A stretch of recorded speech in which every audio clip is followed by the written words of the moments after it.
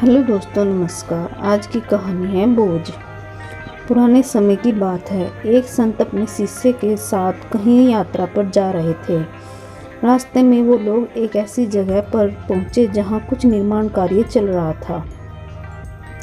संत ने देखा कि उस जगह पर कई मजदूर पत्थरों को तराश रहे हैं।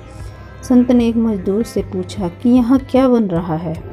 वो मजदूर बहुत गुस्से में था। उसने गुस्से में संत से कहा कि मुझे नहीं पता, आप आगे जाइए बाबा।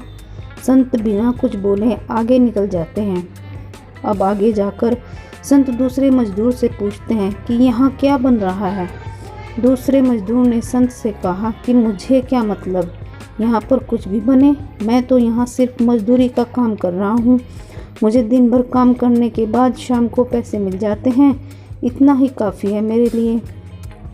दूसरे मजदूर की बात सुनकर संत वहाँ से आगे निकल जाते हैं। अब संत तीसरे मजदूर के पास जाते हैं और उन्होंने इस तीसरे मजदूर से भी वही प्रश्न पूछा कि यहाँ क्या बन रहा है।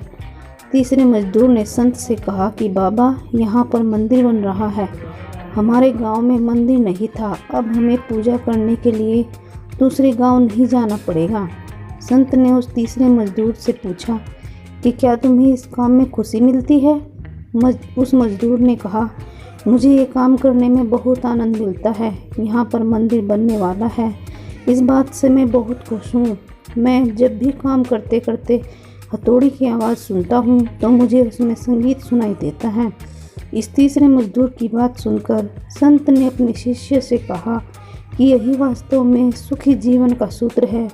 संत ने अपने शिष्यों को समझाते हुए यह भी कहा कि जो लोग अपने काम को बोझ मानते हैं वो हमेशा दुखी ही रहते हैं, और जो लोग अपने काम को प्रसन्न होकर करते हैं वो लोग हमेशा सुखी रहते हैं। हमें अपना काम शांति के साथ प्रसन्न होकर ही करना चाहिए, तभी हमें उसमें सफलता मिलेगी। दोस्तों, कहानी कैसी लगी? पसंद आई तो लाइक, शेयर और सब्सक्राइब ज़रूर करें।